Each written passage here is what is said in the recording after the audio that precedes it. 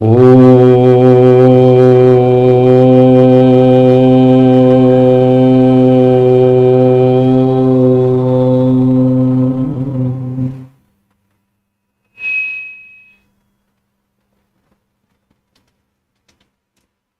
उपस्थित सज्जनों, माताओं और बहनों,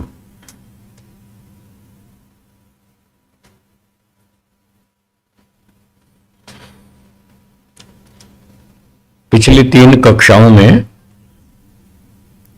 हम योग दर्शन के सूत्रों का अध्ययन कर रहे थे। अब चौथी कक्षा आरंभ हो रही है।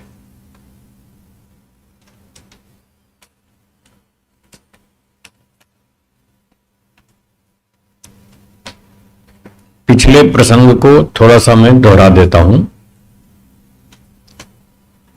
विषय चल रहा था योगश चित्त वृत्ति निरोध। चित्त की वृत्तियों को रोक देना योग है।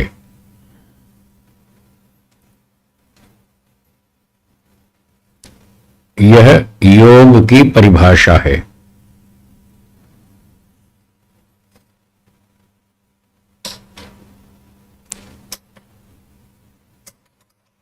चित्त का अर्थ बताया था मन।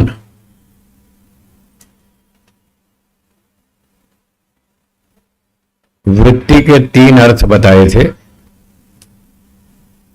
विचार, ज्ञान और अनुभूति। तो सूत्र का अर्थ हुआ मन में उठने वाले विचारों को रोक देना योग है। सुबह से रात्रि तक जो विचार दिन भर मन में हम उठाते रहते हैं, उन विचारों को, सांसारिक विचारों को रोकना है और ईश्वर का विचार मन में चलाए रखना है। इसका नाम योग है।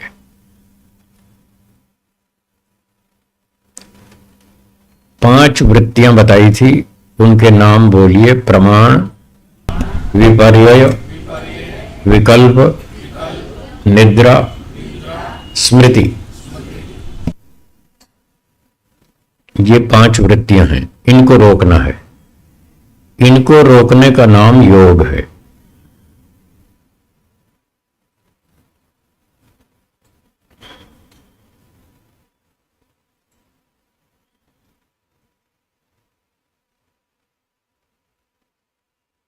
दो उपाय बताए थे इन वृत्तियों को कैसे रोका जाए: अभ्यास और वैराग्य। ये 2 उपाय थे। अभ्यास और वैराग्य से वृत्तियों को, विचारों को रोका जाता है।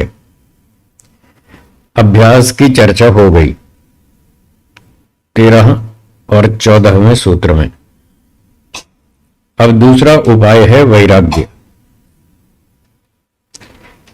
इसकी चर्चा है सूत्र 15वें सूत्र में। पुस्तकें आपके पास हैं। 15वां सूत्र देखिए: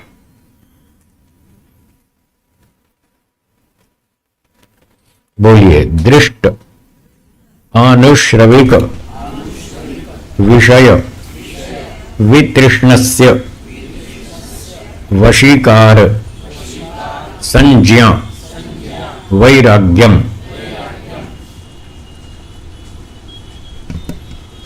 2 प्रकार की समाधि बताई गई थी। कौन कौन सी? संप्रज्ञात और असंप्रज्ञात।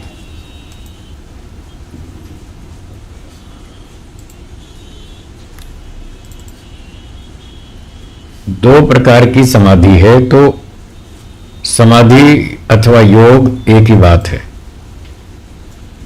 योग का अर्थ बताया था चित्त वृत्तियों को रोक देना। चित्त की वृत्तियां 2 तरह से, 2 उपायों से रोकी जाती हैं: अभ्यास और वैराग्य से।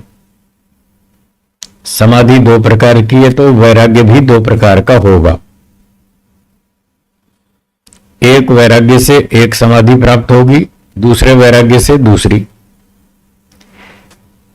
तो जो दो प्रकार का वैराग्य है उसमें अपेक्षाकृत पहला वैराग्य छोटा है, अपेक्षाकृत छोटा है कंपैरेटिवली, और दूसरे वाला उससे ऊंचा है। जो छोटा वैराग्य है वो भी जनता के स्तर से तो बहुत छोटा नहीं है, बहुत बड़ा है, वही बहुत बड़ा है। वो ऊंचे वैराग्य की तुलना में छोटा है, लोगों के स्तर से तो बहुत ऊंचा है। तो 15वें सूत्र में जो अभी हमने वैराग्य की बात पढ़ी, ये छोटा वैराग्य है। और ये कैसा है इसको अब समझेंगे। सूत्र में लिखा है दृष्टानुश्रविक विषय। दो प्रकार के विषय हैं। विषय मतलब जो रूप रस गंध शब्द स्पर्श, ये 5 विषय हैं जो इंद्रियों से भोगे जाते हैं। अब इनमें विषय दो प्रकार के हैं। एक का नाम है दृष्ट विषय, बोलिए। दूसरे आनुश्रविक विषय, ठीक है।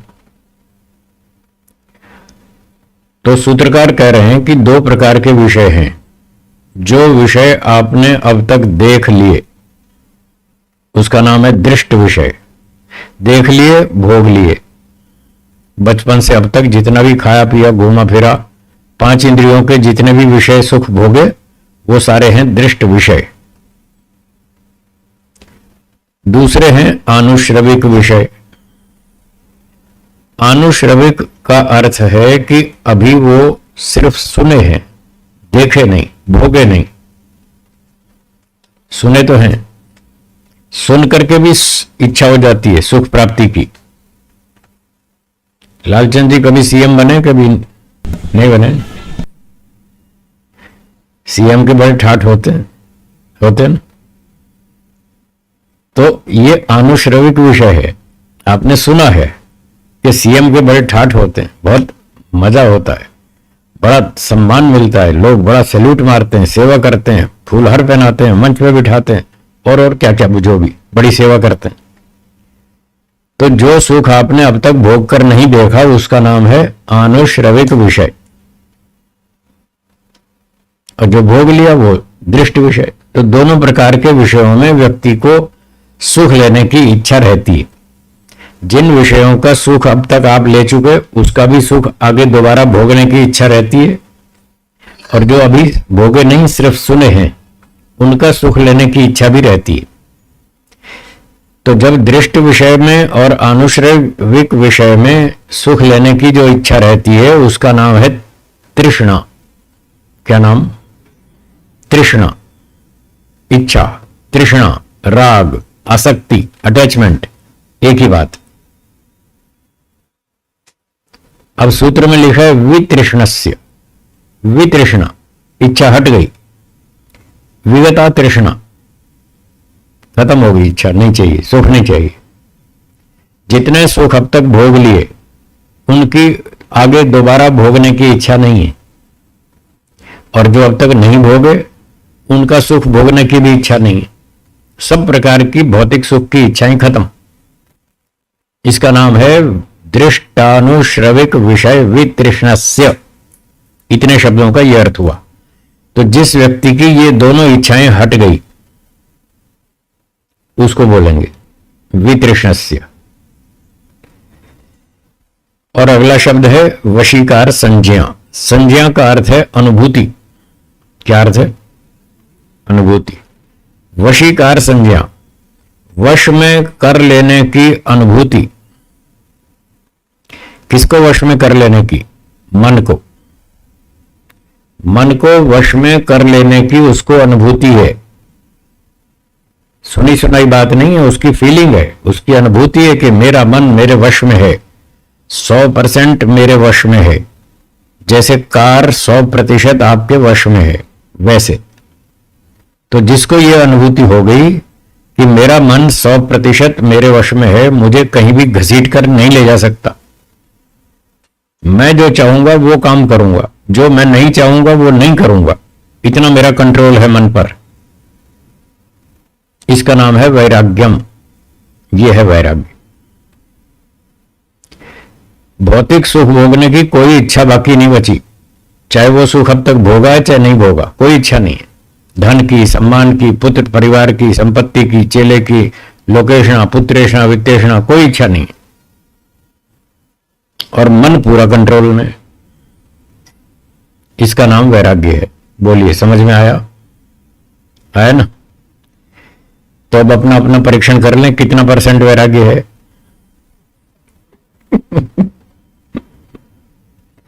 है जी? 2%, 3%, 5%, 10%, 20%, कितना कितना है वो अपना अपना हिसाब देख लीजिए। तो जब तक ये वैराग्य नहीं होगा तब तक विचार नहीं रुकने वाला। अभ्यास वैराग्याभ्याम तन निरोधा। इच्छाएं तो ढेरों हैं मन में, ये चाहिए वो चाहिए, उसका सुख लेना है, उसका बाकी है, उसका बाकी है, तो फिर मन तो वहीं भागेगा ना। जो इच्छा बची है वही तो, मन तो वहीं जाएगा। जब तक आप उस चीज को भोग नहीं लेंगे या बुद्धि से समझ नहीं लेंगे तब तक वो इच्छा हटने वाली नहीं है। या तो भोग कर देख लो या बुद्धि से समझ लो। हर चीज को भोगना आवश्यक नहीं है, हर चीज का प्रत्यक्ष करना आवश्यक नहीं है। 2-4 चीजों का प्रत्यक्ष कर लिया, बाकी का अनुमान कर लेंगे। ये सारे प्रमाण इसीलिए तो हैं। भारत में 6 लाख गांव हैं, आपने आंख से कितने देखे? 600 भी नहीं देखे। फिर हर चीज का तो प्रत्यक्ष हो ही नहीं सकता, संभव ही नहीं है। तो कुछ चीजों का हम प्रत्यक्ष कर लेंगे, बाकियों का अनुमान कर लेंगे। और जब कैसे अनुमान कर लेंगे, कैसे प्रत्यक्ष कर लेंगे? जितने विषयों का सुख अब तक भोग लिया उसका रिजल्ट क्या है? क्या तृप्ति हो गई? हां या ना? क्या इच्छाएं शांत हो गई? नहीं हुई। जितना जितना इच्छाओं को पूरा करते जाते हैं उतना उतना इच्छाएं घटती हैं या बढ़ती हैं? बढ़ती हैं। सबको पता है, सबको एक्सपीरियंस है, सबको अनुभव है कि जितनी इच्छा पूरी करते हैं उतनी बढ़ती जाती है। क्या किसी व्यक्ति की सारी इच्छाएं पूरी हो सकती हैं? नहीं हो सकती। जो इच्छाएं पूरी नहीं हो पाएंगी वो सुख देंगी या दुख देंगी? ये दुख का रास्ता है। इच्छाएं पूरी करे जाओ और दुख बढ़ाओ जाओ, ये दुख बढ़ाने का रास्ता है। और आज सारी दुनिया इसी रास्ते पे चल रही है। हां या ना? तो योग दर्शन के व्यास भाष्य में लिखा है, तस्माद अनुपायः सुखस्य भोगाभ्यास इति। भोगों का अभ्यास करना यह सुख का उपाय नहीं है, यह दुख का उपाय है। दुख को निमंत्रण देने वाली बात। अगर सुख का उपाय ढूंढना चाहते हैं तो वो है योगाभ्यास। भोगों का अभ्यास नहीं, योग का अभ्यास। इच्छाओं को कंट्रोल करो, नियंत्रित करो। जीवन रक्षा के लिए वस्तुओं का प्रयोग करें। क्या बोला? सुख लेने के लिए नहीं। खाने को मना नहीं है, खीर पूरी हलवा मिठाई दाल रोटी सब्जी मक्खन मलाई सब खाओ, सुख नहीं लेना। सुखानुशयी राग। सुख लिया तो राग होगा, और राग होगा तो वैराग्य गायब। दोनों में सीधा विरोध है। राग होगा तो वैराग्य नहीं रहेगा, वैराग्य होगा तो राग नहीं रहेगा। दोनों में टक्कर है सीधी। 36 का आंकड़ा, गुजराती टोन में 36 का आंकड़ा है। इन दोनों में विरोध है। यदि राग बढ़ेगा तो वैराग्य गायब, और वैराग्य बढ़ेगा तो राग हट जाएगा। दोनों शत्रु हैं आपस में। तो सुख लेने के लिए नहीं खाना पीना, घूमना फिरना, देखना सुनना, कुछ भी काम सुख लेने के लिए नहीं करना। जीवन रक्षा के लिए करें, व्यवहार चलाने के लिए करें, पढ़ाई लिखाई के लिए करें, परोपकार के लिए करें, समाज सेवा के लिए करें, खेती व्यापार नौकरी उत्पादन के लिए करें, कोई दिक्कत नहीं है। सुख लेने के लिए कुछ नहीं करना। अगर वैराग्य को प्राप्त करना है तो इस तरह से अभ्यास करना होगा, तो धीरे धीरे धीरे वैराग्य हो जाएगा।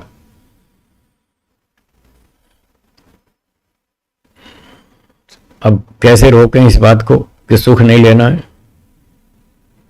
तो इसका उत्तर एक तो योग दर्शन में लिखा है, प्रतिपक्ष भावनम। प्रतिपक्ष भावनम विरोध करो, सुख लेने की इच्छा का विरोध करो। जब आपको मिठाई दिखेगी उसको बोलते हैं आलंबन। क्या बोलते हैं?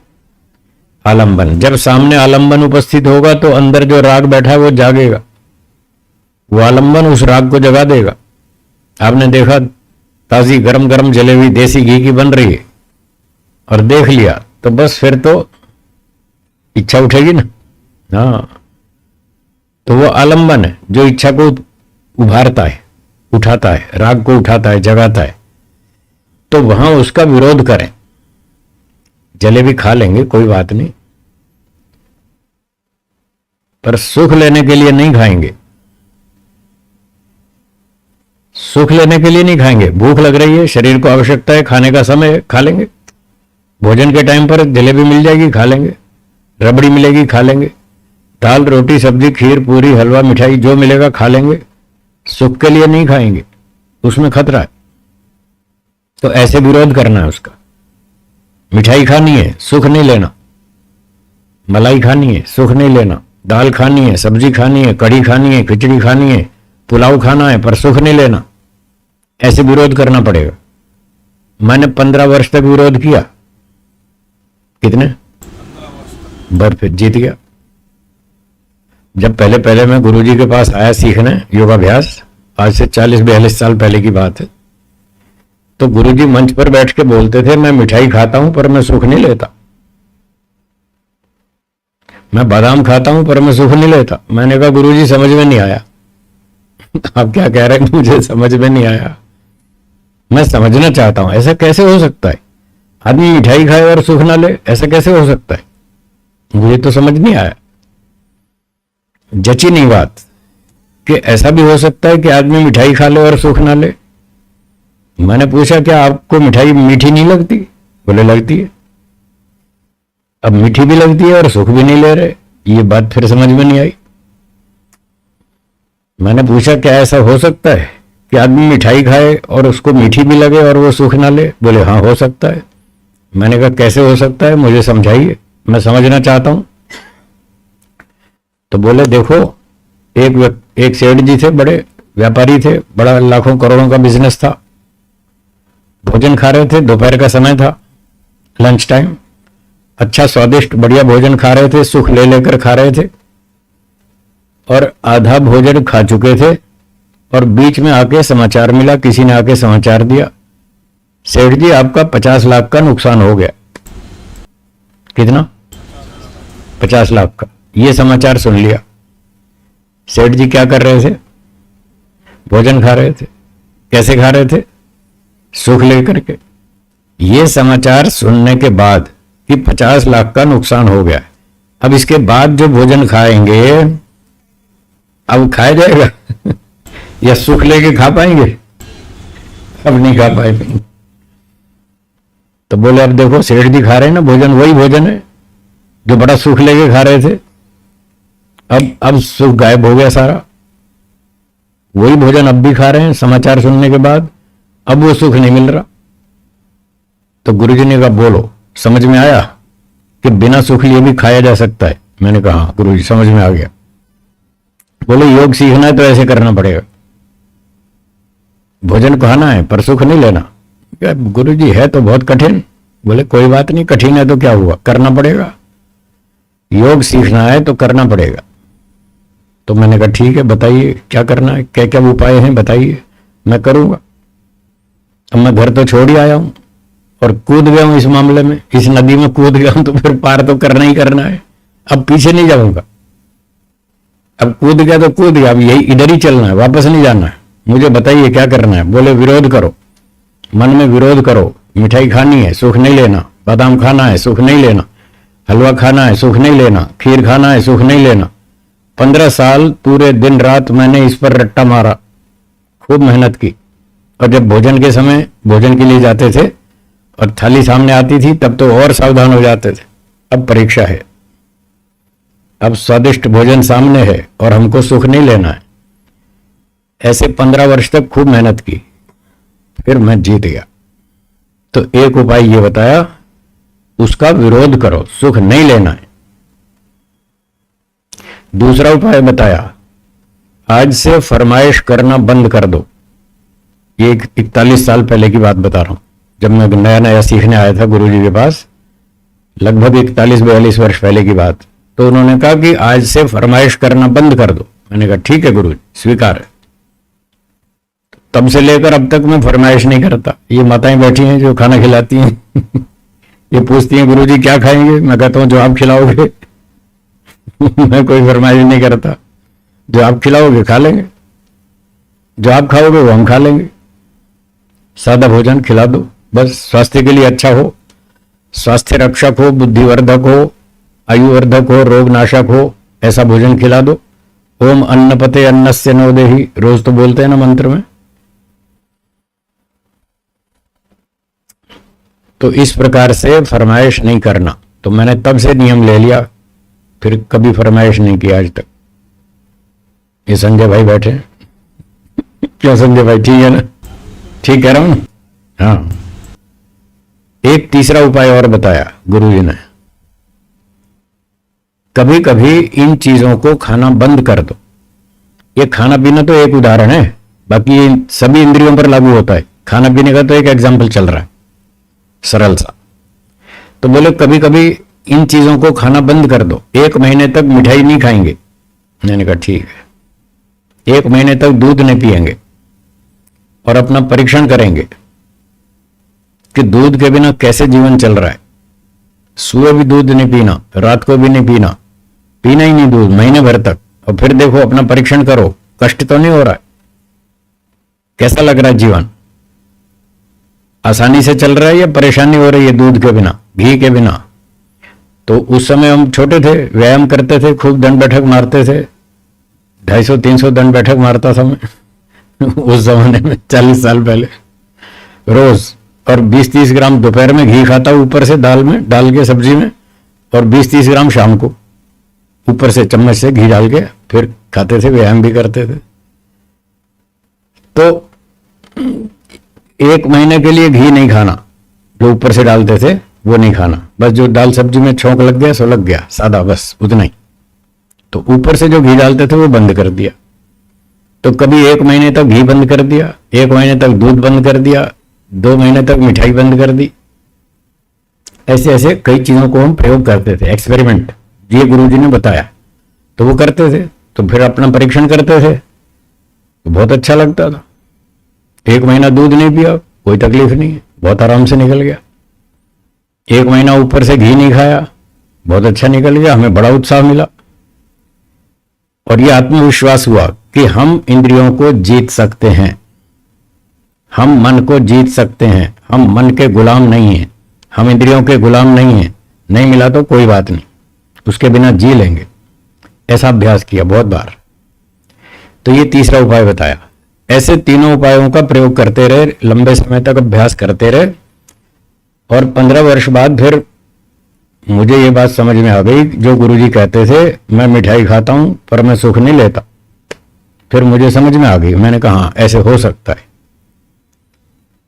फिर जब मैंने ये कर लिया तो मैं भी कहने लगा, अपने विद्यार्थियों को कहने लगा मैं मिठाई खाता हूं पर मैं सुख नहीं लेता। फिर मेरे विद्यार्थी मुझे कहने लगे गुरुजी समझ में नहीं आया वो भी यही कहने लगे कि समझ में नहीं आया। मैंने कहा पहले मुझे भी समझ में नहीं आता था, गुरुजी ने सिखाया दिया, फिर हमने पुरुषार्थ किया, हमको समझ में आ गया। आप भी मेहनत करो, आपको भी आ जाएगा। तो इस प्रकार से ऐसे वैराग्य उत्पन्न किया जाता है। ये है वैराग्य। तो ऐसे लंबे समय तक करते रहे, अब तो 40-42 साल हो गए। तो मन पर पूरा नियंत्रण है, वशीकार संज्ञा, इसका नाम है वैराग्य। ऐसी अनुभूति है, इस वैराग्य से चित्तवृत्ति निरोध होता है, तब समाधि लगती है। अभ्यास वैराग्याभ्याम तन निरोधा। ठीक है। तो ये 15वां सूत्र हुआ, जिसमें अपर वैराग्य, छोटा वैराग्य, इसकी व्याख्या हुई। अब अगला सूत्र 16वां देखिए, बोलिए। तत्परम पुरुष ख्यातेर गुण वैतृष्ण्यम।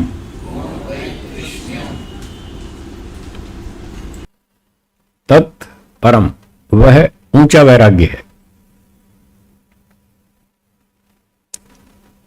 ये इससे भी ऊंचा है। 16वें सूत्र में जो अब हम पढ़ेंगे, ये वैराग्य 15वें वाले सूत्र वाले वैराग्य से भी ऊंचा है। 15वें सूत्र में जो वैराग्य था, वशीकार संज्ञा वैराग्यम, इसमें व्यक्ति की सांसारिक सुख भोगने की इच्छा खत्म हो गई। कोई पांचों इंद्रियों में से कोई भी इंद्रियों का सुख नहीं चाहिए, चाहे भोग लिया चाहे नहीं भोगा, कुछ नहीं चाहिए। तो भौतिक विषयों का सुख भोगने की इच्छा तो यहां कंट्रोल हो गई और व्यक्ति को वैराग्य हो गया। फिर उसने समाधि लगाई, समाधि में उसको सत्व गुण से सुख मिलने लगा। किससे? हाँ, ये संप्रज्ञात समाधि जो इस वैराग्य से उत्पन्न होती है, वो संप्रज्ञात समाधि, छोटी समाधि। संप्रज्ञात छोटी है, असंप्रज्ञात ऊंची समाधि है, वो बड़ी समाधि। तो संप्रज्ञात समाधि में जब इंद्रियों पर, मन पर कंट्रोल हो गया, तब समाधि में अंदर से सत्वगुण का सुख मिलने लगा, उसमें रुचि हो गई। यह सुख बहुत अच्छा सुख है, बाह्य भोगों के सुख से तो बहुत अच्छा है। जो व्यक्ति इंद्रियों से बाहर के विषयों का सुख भोगता है, वो मन इंद्रियों का गुलाम हो जाएगा। जो ये समाधि वाले आध्यात्मिक सुख को भोगेगा, वो मन इंद्रियों का राजा बन जाएगा। ये दोनों में फर्क है। पहले वाला सुख संसार में राग में फंसाएगा, बंधन में डालेगा, दूसरे वाला वैराग्य और मोक्ष की ओर ले जाएगा। इसलिए भोगना हो तो आध्यात्मिक सुख भोगो, भौतिक इंद्रियों का मत भोगो, वो हानिकारक, तो बंधन में डालेगा। तो जब संप्रज्ञात समाधि में सत्वगुण का सुख मिलने लगा, तो उसमें थोड़ी रुचि हो गई कि बड़ा अच्छा सुख है, बहुत बढ़िया सुख है। फिर कहने लगे कि यदि मैं, वो साधक व्यक्ति ये सोचने लगा, यदि मैं समाधि वाला ये संप्रज्ञात समाधि का सत्वगुण का सुख भी भोगता रहूं, तो भी मेरा अंतिम प्रयोजन तो फिर भी पूरा नहीं होगा, फिर भी मैं फंस जाऊंगा यहां संसार में। कैसे फंस जाऊंगा? यदि मुझे संप्रज्ञात समाधि का सुख लेना है, तो यह सत्वगुण का सुख है, प्राकृतिक सुख है, और इस प्राकृतिक सुख को भोगने के लिए शरीर चाहिए। शरीर, मन, बुद्धि, इंद्रियां सब कुछ चाहिए, इसी से ही तो भोग सकते हैं।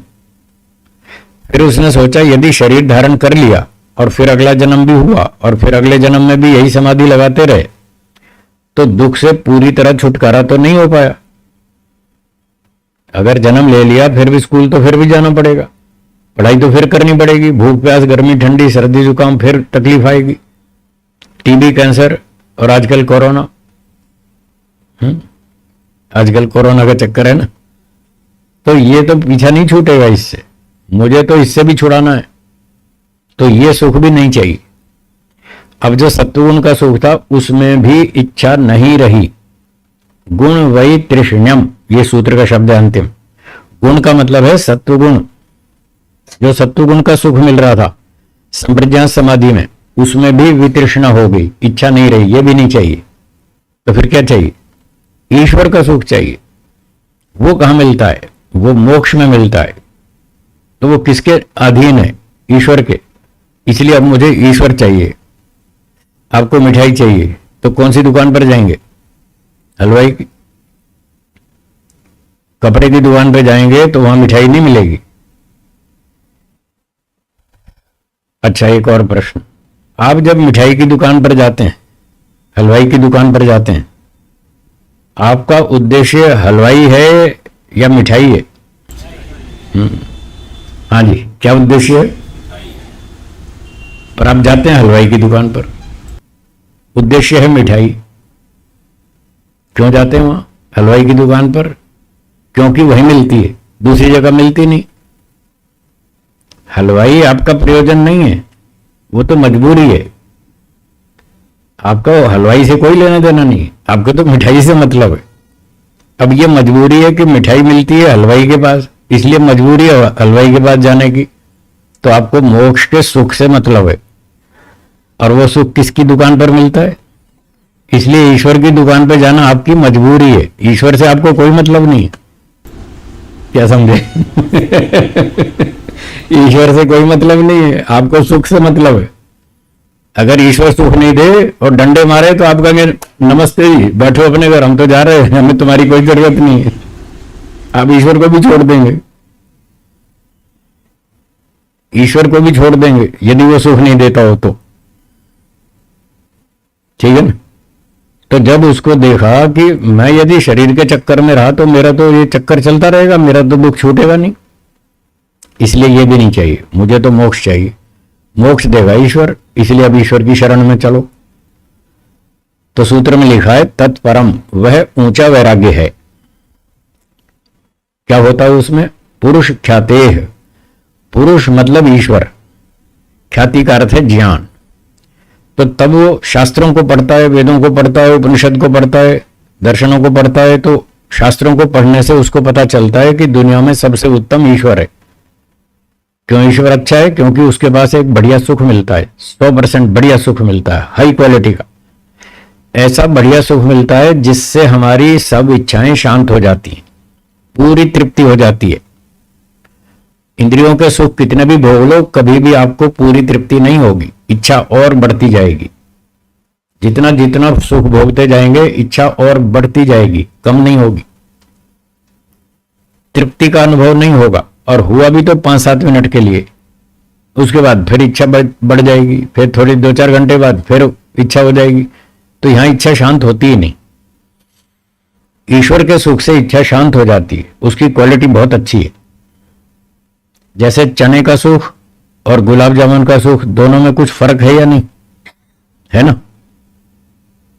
तो जैसे यहां सुख की क्वालिटी में अंतर है, चने का सुख, सूखे चने और गुलाब जामुन, ऐसे ही भौतिक सुख और ईश्वर का सुख, इसमें बहुत फर्क है, क्वालिटी का बहुत अंतर। तो भौतिक सुख से आत्मा की इच्छा शांत नहीं होती। क्यों नहीं हो पाती? इस भौतिक सुख में, प्रकृति में आत्मा की इच्छा को शांत करने की क्षमता ही नहीं है, कैपेसिटी ही नहीं है, बहुत घटिया स्तर का सुख है। और ईश्वर का स्तर बहुत उच्च स्तर का है, बहुत हाई क्वालिटी का है, उससे तृप्ति हो जाती है। इसलिए व्यक्ति फिर ईश्वर का सुख चाहता है और वो कहता है ये प्रकृति का सुख भी नहीं चाहिए। पुरुष ख्याते, उसको पुरुष का ज्ञान हो गया, ईश्वर का ज्ञान हो गया कि ईश्वर में बढ़िया सुख है और वो मोक्ष दिला सकता है, उसके कंट्रोल में है, उसके अधिकार में है। इसलिए भगवान से प्रार्थना करो, हे भगवान बस देख ली दुनिया, सब देख लिया, सब कुछ नहीं है यहाँ, सब कचरा पेटी है, सब दुर्गंध है, सब मल मूत्र है, मुझे इससे पीछा छुड़ाना है, बस मोक्ष दिला दो, अब कुछ नहीं चाहिए, यहाँ कुछ नहीं रखा है। और फिर ईश्वर तो जानता ही है कि कौन नाटक कर रहा है और कौन असली में बोल रहा है। ईश्वर तो सबको पहचानता है ना। बहुत सारे लोग नाटक करते हैं, भगवान से ऐसे नकली नकली प्रार्थना करते हैं, हे भगवान बस थक गए दुनिया से, अब मोक्ष दे दो। इच्छा नहीं है अभी मोक्ष की, अभी तो संसार की बहुत इच्छा है, पर ऊपर ऊपर से ड्रामा करते हैं, हमको मोक्ष दे दो। ईश्वर तो पहचानता है ये ड्रामा कर रहा है कि असली बोल रहा है। तो जो नाटक करता है उसको नहीं देता मोक्ष, वो सब पहचानता है। हम दुनिया को धोखा दे सकते हैं, दूसरों को मूर्ख बना सकते हैं, ईश्वर को नहीं। तो जो वास्तव में थक गया हो इस दुनिया से, पूरी तरह परेशान हो गया हो, फिर वो ईमानदारी से भगवान से प्रार्थना करता है, बस अब अगला जन्म नहीं चाहिए, अब मोक्ष चाहिए। और ईश्वर देख लेता है ये वास्तव में थक गया है, अब इसको जबरदस्ती क्यों धक्का मारना दुनिया में, जब ये नहीं चाहता तो क्यों जबरदस्ती मारेंगे, नहीं मारेंगे। और जिसकी इच्छा है उसको जन्म देंगे, ले भाई तू अपनी इच्छा पूरी कर ले। जब तक आपकी इच्छाएं पूरी नहीं होंगी तब तक भगवान आपको जन्म देगा। उसके पास भंडारे में कोई कमी नहीं है। 1 जन्म लो, 10 जन्म लो, 10 करोड़ लो, 10 अरब जन्म लो, पूरे देगा, खूब देगा। जब आप थक जाओगे और कहेंगे बस बस बस और नहीं चाहिए, तब बंद करते हैं। तो ये पर वैराग्य है। जब उसको ईश्वर का ज्ञान होता है तो भौतिक सुख की, वो सत्वगुण के सुख की भी इच्छा नहीं रहती और कहता है बस मुझे ईश्वर चाहिए, मोक्ष चाहिए और कुछ नहीं चाहिए। फिर उसको असंप्रज्ञात समाधि शुरू होती है, ऊंची वाली। तो ये ऊंचा वैराग्य है। इससे फिर ईश्वर की अनुभूति आरंभ होती है और ईश्वर से ज्ञान मिलता है, बल मिलता है, आनंद मिलता है, उत्साह मिलता है, बहुत सारे गुणों की प्राप्ति होती है। उन गुणों की शक्ति से जो उसके अंदर 5 क्लेश हैं, अविद्या, अस्मिता, राग, द्वेष, अभिनिवेश। हाँ, 5 क्लेशों के नाम बोलिए। अविद्या, अस्मिता, राग, द्वेष, अभिनिवेश। ये 5 क्लेश ईश्वरीय शक्ति से नष्ट होते हैं। वो ईश्वर से जो ज्ञान बल आनंद मिलता है समाधि में, उस ताकत से ये 5 क्लेश नष्ट होते हैं। जब ये पूरे नष्ट हो जाएंगे फिर मोक्ष होगा। इससे पहले किसी का मोक्ष नहीं होगा, आपका भी नहीं, मेरा भी नहीं, किसी का भी नहीं। सबको यही काम करना है, इस जन्म में करो या 10 करोड़ जन्म बाद करो, यही करना है, नो ऑप्शन, दूसरा कोई रास्ता नहीं है। होता तो पहले मैं नहीं पकड़ लेता दूसरा कोई शॉर्टकट होता तो मैं भी वही पकड़ता, मैं इधर क्यों आता। तो एक ही मार्ग है, दूसरा कोई मार्ग नहीं है, यही करना होगा। तो पहले पहले मैं भी यही सोचता था, इस जन्म में तो खा लो पी लो दुनिया देख लो, ये योगाभ्यास तो अगले जन्म में करेंगे। पहले मैं भी ऐसे सोचता था। फिर मैंने विचार किया कि इस जन्म में तो खा लो पी लो मजा कर लो, अगले जन्म में योगाभ्यास करेंगे और मोक्ष में जाएंगे। हो सकता है अगले जन्म में भी मैं यही बोलूंगा, इस बार तो खाओ पियो मजा करो, फिर अगली बार देखेंगे। और हो सकता है पिछले जन्म में भी यही कहता रहा हूं कि अब तो खा लो पी लो, अगली बार देखेंगे। अब आ तो गया अगला जन्म, और कब आएगा? यही तो है वो अगला। क्या इससे पीछे एक जन्म नहीं था या नहीं? तो पिछले जन्म में क्या किया? यही तो किया, खाया पिया मजा किया। अब तब हम बहाना मारते थे, अब तो खा लो पी लो अगली बार देखेंगे। अब आ तो गया अगला जन्म, अब करो, करना है तो अभी करो। अगर अब नहीं किया तो हर बार यही बहाना मारेंगे कि इस जन्म में तो खाओ पियो फिर अगली बार देखेंगे। यूं तो हर बार टालते ही रहेंगे, तो कभी भी नहीं जाएंगे मोक्ष में। बस मैंने ये सोचा और वहीं से यू टर्न मार लिया, वापस यू टर्न मार लिया कि इस बार संसार में नहीं फंसना है, इस बार यही काम करना है, देखी जाएगी जो भी होगा। धंधे में व्यापार में कोई गारंटी है पैसे कमाएंगे? उसमें भी तो रिस्क है ना, खतरा तो होता ही है। क्या पता फायदा हो, क्या पता नुकसान हो, वो तो दोनों जगह दोनों बातें होती हैं। जब व्यापारी लोग रिस्क लेते हैं कि देखते हैं जो भी होगा देखी जाएगी, तो हमने सोचा हम भी रिस्क लेते हैं, जो होगा देखी जाएगी। पीछे मान लो 10,000 10 लाख कितने जन्म हुए पता नहीं, मान लो 10 लाख जन्म हो गए, थोड़ी देर के लिए कल्पना करते हैं 10 लाख जन्मों में क्या किया? स्कूल गए, पढ़ाई की, डिग्री ली, पैसे कमाए, खाए पिया, बूढ़े होके मर गए। जो उद्देश्य था वो पूरा हुआ? नहीं हुआ ना। तो संसार के रास्ते पर 10 लाख बार चले और हर बार फेल हुए, हर बार रिजल्ट वही का वही, फिर भी इच्छाएं बनी हुई हैं, फिर भी खाने पीने में लगे हैं, फिर भी संसार के सुख भोगने में लगे, मतलब फेल हुआ। उस मार्ग पर चले तो फेल हुए। तो इस बार मैंने सोचा कि अगर इस बार इस रास्ते पे चलते हैं, ब्रह्मचारी बनेंगे, तपस्वी बनेंगे, योगी बनेंगे, परोपकार करेंगे, मोक्ष में जाएंगे। मान लो फेल हो भी गए, मान लो इस जन्म में फेल हो भी गए, तो वहां तो 10 लाख बार फेल हुए, यहां एक बार फेल होंगे तो क्या मुसीबत है क्या घाटा है? ट्राई तो मारो, कुछ प्रयास तो करो, प्रयोग तो करो, जो होगा देखी जाएगी। क्यों जी, मेरी बात समझ में आ रही है ना? ऐसे सोचना चाहिए। जिस तरीके से हम एक ही सवाल को 10 लाख बार हल कर चुके और हर बार फेल हो रहे हैं, तो क्या तरीका बदलना नहीं चाहिए? बदलना चाहिए। तो हमने कहा इस बार बदल के देखते हैं, तो हमने बदला। हमने कहा इस बार तपस्या करेंगे, नहीं करेंगे शादी, नहीं की। कभी कभी लोग मुझसे पूछते हैं गुरुजी आपने शादी नहीं की, घर नहीं बसाया, बंगला नहीं बनाया, पैसा जमा नहीं किया, आपको अफसोस तो नहीं होता? कई बार पूछते हैं लोग आपको अफसोस तो नहीं होता कि आपने गलती करी? तो मैं कहता हूं मैंने ये सब नहीं किया, तो मैं ये मानता हूं मेरी तो लॉटरी लगी है। अफसोस की तो बात ही क्या है मेरी तो लॉटरी लगी है, मैंने ये सब नहीं किया। जितना खुश मैं अपने घर में था बचपन में, आज उससे 100 गुना अधिक सुखी हूं। बताओ फिर अफसोस की तो बात ही क्या है? जब मैं 100 गुना सुखी हूं, उससे ज्यादा सुखी हूं, तो फिर घाटे का तो सवाल ही नहीं है ना। तो इसमें कोई घाटा नहीं है, फायदा ही फायदा है। आप 10 साल करें, 5 साल करें इस जन्म में, तो भी फायदा है। जितना भी करेंगे उतना ही फायदा है, क्योंकि आप ठीक दिशा में चलेंगे, मोक्ष की तरफ चलेंगे। इस रास्ते पर चलेंगे तो मोक्ष की तरफ चलेंगे, चाहे 5 मील ही चलें तो भी फायदा है। और संसार में गए तो उल्टे चलेंगे, मोक्ष से दूर जाएंगे, तो उसमें घाटा है। बैठे व्यापारी, सोचो सोचो सोचो। तो ये बात थी वैराग्य की। ये ऊंचा वैराग्य है, इससे फिर असंप्रज्ञात समाधि मिलती है, ईश्वर से आनंद मिलता है, ज्ञान मिलता है, उससे सारे क्लेश खत्म हो जाते हैं और मोक्ष हो जाता है। अगला सूत्र देखिए 17वां। बोलिए। वितर्क, विचार, आनंद, अस्मिता, रूपानुगमात् संप्रज्ञातः। तो अभी बात चल रही थी दो प्रकार का वैराग्य, दो प्रकार की समाधि। 15वें सूत्र में अपर वैराग्य, उसका नाम क्या है?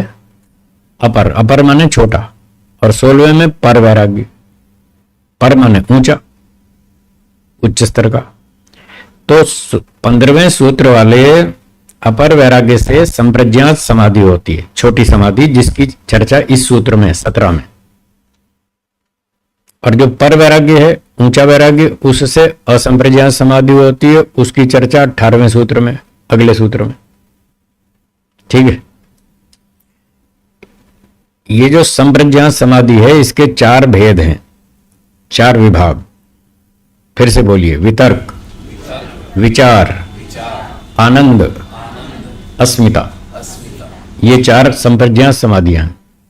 सूत्र के शब्द हैं वितर्क, विचार, आनंद, अस्मिता, रूपानुगमात्। रूप का अर्थ है रूपी, जैसे हम रूपक अलंकार में बोलते हैं ना, उपमा देकर बोलते हैं, तो ऐसे वितर्क, विचार, आनंद, अस्मिता रूपी अनुगम माने प्राप्ति, इन अवस्थाओं की प्राप्ति होने से संप्रज्ञात समाधि कहलाती है। अर्थात ये 4 अवस्थाएं हैं, 4 स्टेजेस हैं अलग अलग, और इसमें 4 प्रकार की ये संप्रज्ञात समाधि होती है। इसको समझने के लिए मैं मोटा लौकिक उदाहरण देता हूं। जैसे कोई व्यक्ति स्कूल पढ़ने जाता है, उसकी पढ़ाई सबसे पहले प्राइमरी स्कूल में होती है, 1 से 5 कक्षा तक। ये कौन सा स्कूल है? Primary school. ये सबसे छोटी पढ़ाई। इसके बाद मिडिल स्कूल, 6ठी 7वीं 8वीं, ये मिडिल स्कूल। फिर 9वीं 10वीं 11वीं 12वीं हाई स्कूल, और फिर आगे कॉलेज, ग्रेजुएशन। 4 सेट हो गए ना। पहला प्राइमरी स्कूल, बोलिए। दूसरा मिडिल स्कूल, तीसरा हाई स्कूल, चौथा कॉलेज, ग्रेजुएशन। ठीक है, ये 4 सेट हो गए। तो संप्रज्ञात समाधि में 4 सेट हैं। पहला वितर्क समाधि, ये प्राइमरी स्कूल है, ये छोटी समाधि है। और दूसरा मिडिल स्कूल, विचार समाधि, मिडिल स्कूल। तीसरी आनंद समाधि, ये हाई स्कूल, उससे ऊंची है। और चौथी अस्मिता समाधि, ये ग्रेजुएशन है। ठीक है। और इसके बाद आएगी असंप्रज्ञात समाधि, वो हो जाएगी post graduation. Post graduation, graduate से ऊपर एमए का कोर्स, एमएससी का कोर्स, वो पोस्ट ग्रेजुएशन असंप्रज्ञात समाधि। और उस असंप्रज्ञात समाधि के बाद होंगे क्लेश दग्ध बीज, ये हो गई पीएचडी। उसके बाद पीएचडी होती है ना, पोस्ट ग्रेजुएशन के बाद पीएचडी। और पीएचडी हो गई तो आपकी डॉक्टर की डिग्री बन गई। तो ये 5 क्लेश दग्ध बीज हो गए तो आपकी पीएचडी हो गई, आपको मोक्ष तैयार, जाओ मोक्ष में। इस तरह से हमारी पढ़ाई चलती है योग में। ठीक है। तो वितर्क समाधि में क्या होता है? 5 स्थूल भूतों का प्रत्यक्ष होता है, साक्षात्कार होता है, बहुत अच्छा गहरे स्तर का। इसका जैसे मोटा उदाहरण दूं, आपने कपड़े का काम किया ना, 30-35 साल किया ना, आपको कपड़े की पहचान है या नहीं? बढ़िया। जैसी आपको कपड़े की पहचान है, ऐसी बढ़िया पहचान पंचमहाभूत की हो जाती है वितर्क समाधि में। आया समझ में? जो 30-35 साल कपड़े का धंधा करे, तो वो कपड़ा छू करके बता देता है ये कौन सा कपड़ा, किस क्वालिटी का है, किस भाव का है, क्या भाव होना चाहिए। जैसे उसको कपड़े की परख हो जाती है, जो पंसारी का काम करता है उसको पंसारी के सामान की परख हो जाती है 30-35 साल में। ऐसे ही वो उस चीज में एक्सपर्ट हो जाता है। तो वितर्क समाधि में व्यक्ति पंच महाभूतों के मामले में एक्सपर्ट हो जाता है। उसको पंचमहाभूत समझ में आ जाते हैं। पृथ्वी, जल, अग्नि, वायु, आकाश, ये पंचमहाभूत। इन 5 भूतों का सम्मिश्रण करके ये शरीर बना। 5 भूतों का सम्मिश्रण करके घी, दूध, मक्खन, मलाई, दाल, रोटी, सब्जी, ये सब क्या है? पंचमहाभूत ही तो है, उसी का ही सम्मिश्रण है। तो आप भी खाते हैं, वो भी खाता है, लेकिन दोनों के अनुभव में अंतर है। कपड़े आप भी पहनते हैं, कपड़े आप भी देखते हैं, इस्तेमाल करते हैं, लेकिन आपको जो कपड़े के जानकारी है आपसे 20 गुनी जानकारी लालचंद जी को है। आपकी जानकारी में और इनकी जानकारी में फर्क है या नहीं? क्यों जी? आप इस बिल्डिंग को देखते हैं और एक सिविल इंजीनियर इस बिल्डिंग को देखता है, क्या दोनों को एक जैसा नॉलेज होगा या फर्क होगा? फर्क होगा ना। तो बस जो ये फर्क है ना, वही फर्क उसमें होता है। पंचमहाभूत को आप भी जानते हैं, वो योगी भी जानता है, वितर्क समाधि वाला, पर उसका अनुभव वैसा होता है जैसा एक सिविल इंजीनियर का बिल्डिंग देखने से पता चलता है। ऐसे वो पंचमहाभूत को अच्छी तरह समझ लेता है कि इसमें कुछ नहीं है। खा लिया, पी लिया, 50 बार 100 बार आइसक्रीम खा ली, क्या हुआ? कुछ नहीं, जीरो। रिजल्ट तो जीरो है, कोई तृप्ति तो होती नहीं।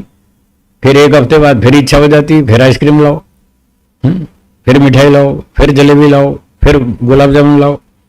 तो वो सब देख लिया उसने, कहते कुछ नहीं, बेकार है, छोड़ो इसको। तो इस प्रकार से जो उसकी आसक्ति, आकर्षण इन पंचमहाभूतों में बना हुआ था वो पार कर गया। अब उसको आकर्षण नहीं रहा, उसको देख लिया, समझ लिया, इसमें कोई दम नहीं, छोड़ो इसको। फिर वो अगला सिलेबस पढ़ने लगा, विचार समाधि का। विचार समाधि में उसको 5 सूक्ष्म भूतों की अनुभूति होती है। किसकी? 5 सूक्ष्म भूत, जिनको 5 तन्मात्राएं भी कहते हैं।